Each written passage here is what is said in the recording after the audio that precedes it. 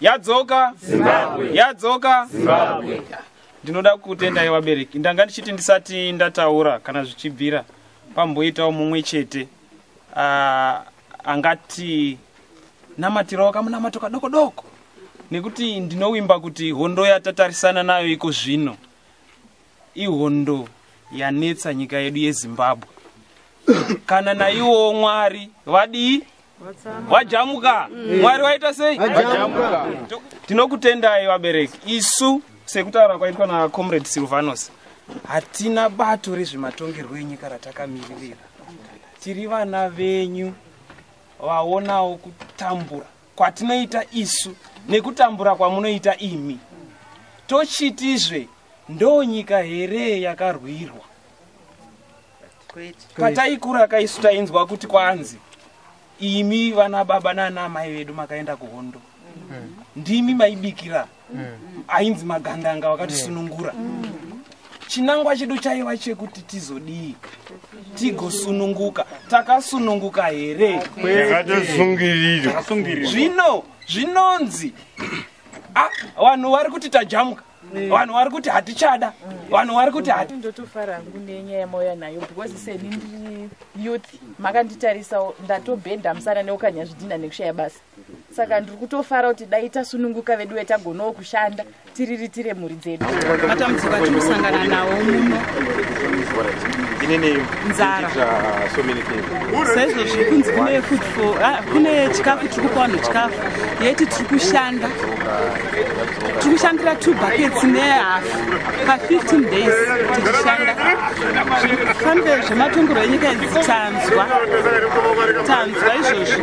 Tingonzwikaonekwa saizvozvi kutoya kwataita panapa kana paine hwana totiona wekuZANU-PF tatotsva ende tatopinda pakona.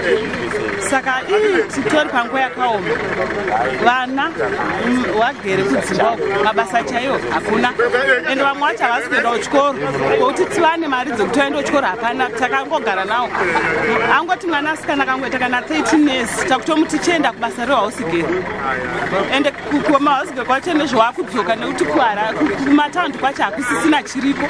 Takungogara navo vana pedzisira wapiwa mimba nekuti vana vacho wanyanya, vakomana nevasikana. Vana vakomana wangokutambanje kumitisana, nhumbi dzazara mukati memishomba. Idambudziko ranetanzwa nenhamo.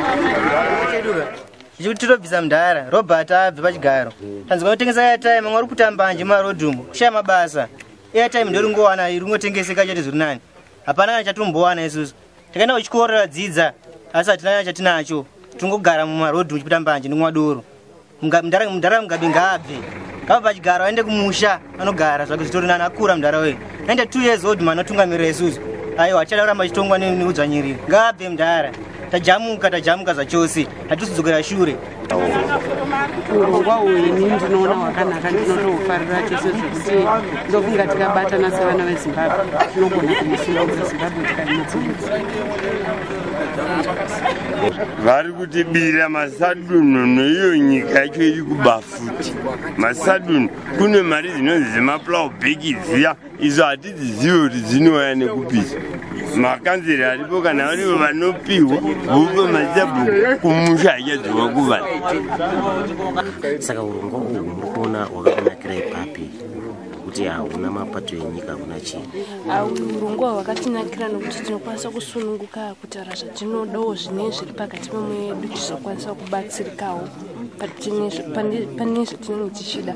Saka imimi taona urongwa uhu hwatangawo kuno kunzvimbo ino, ndezvipi zvamuchaita kuitira kuti urongwa huendere mberi kuzadze munzvimbo ino? Seipapa pamati pamaflyers tichapowa mwe wedu tichifambawo tichingokanda-kandawo munzira imomo mumwe vanhu vachizviona vachiverenga nekungowataurirawo. Zimbabwe Yadzoka, tambanudzai maoko.